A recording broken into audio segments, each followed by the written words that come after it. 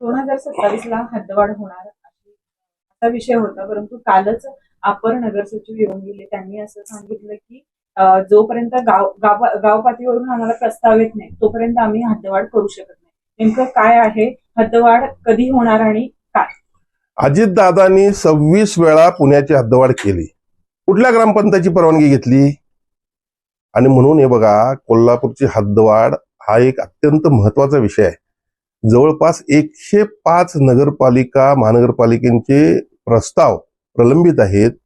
मी जबाबदारीनं सांगतो की माजी सन्माननीय मुख्यमंत्री, दोन्ही उपमुख्यमंत्री, सर्व प्रमुख पदाधिकारी, पालकमंत्री, आमदार यांचे आमचं सर्वांचं एकमत झालेलं आहे की आता जनगणना सुरू आहे आणि 2027 मार्चला ज्यावेळी जनगणना संपेल ते सुरुवातीचे एक 10 गावं आपण त्यामध्ये घेऊ. आणि 10 गावं कुठली घ्यायची आहेत? तर त्यांना सर्व सोयी सुविधा आम्ही देतोय.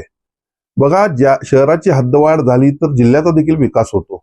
आणि म्हणून आज जे गोविंदराज साहेब या ठिकाणी आले होते, खरं म्हणजे ते ज्येष्ठ सचिव आहेत, अशा पद्धतीनं वक्तव्य करणं त्यांना शोभत नाही आहे. यामुळं शहरातील जनतेमध्ये फार निराशेची भावना या ठिकाणी निर्माण झालेली आहे.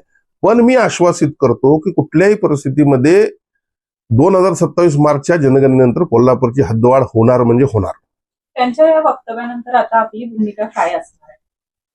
बघा, मला कदाचित ते आले त्यावेळी दुसऱ्या विचारात असताना त्यांनी असं स्टेटमेंट केलंय काय मला असं वाटतं.